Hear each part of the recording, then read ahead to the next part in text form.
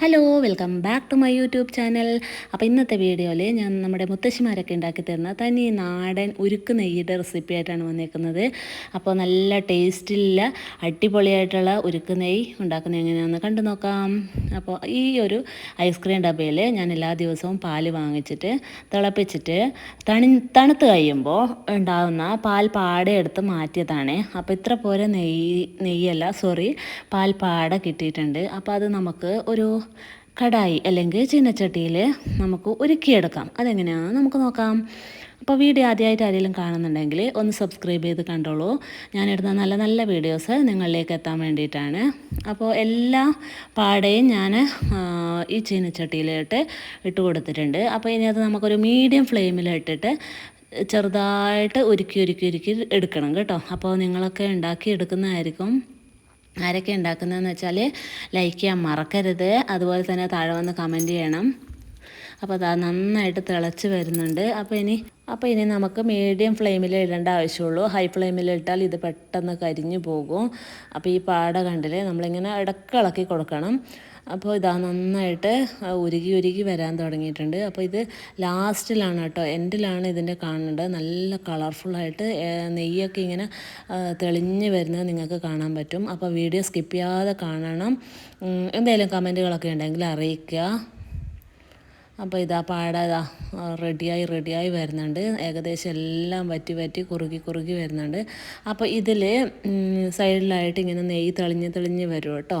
ഇത് കാണുന്നതാ ഇപ്പോൾ ഇതിൻ്റെ കളറ് നോക്കിക്കേ, നല്ല എങ്ങനെയുണ്ടായിരുന്ന പാടയാണ് ഇപ്പോൾ നല്ല മഞ്ഞ കളറായിട്ടുണ്ട്. ഞാനൊന്നും ചേർത്തിട്ടില്ല. ചിലവർ മഞ്ഞപ്പൊടിയൊക്കെ ചേർക്കുമെന്ന് പറയുന്നത് കേട്ടിട്ടുണ്ട്.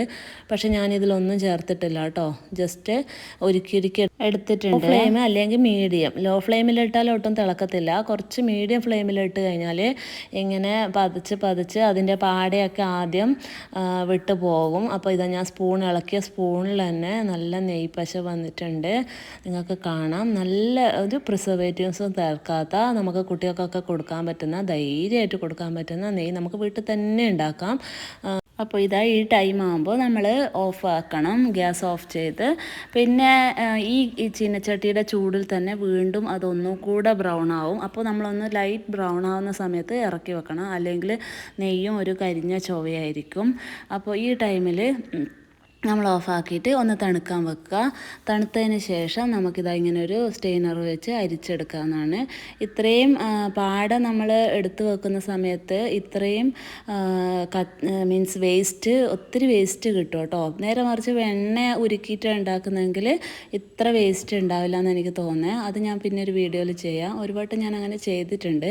അപ്പോൾ ഇത്ര കിട്ടിയിട്ടുണ്ടായില്ല. അപ്പോൾ ഇതാ ഞാനൊരു 1/2 ലിറ്ററിൻ്റെ എന്താ പറയുക ഐസ്ക്രീം ഡബയിലെടുത്ത പാടയാണ് ഉരുക്കിയപ്പോൾ ഇത്രയും കിട്ടിയിട്ടുണ്ട്.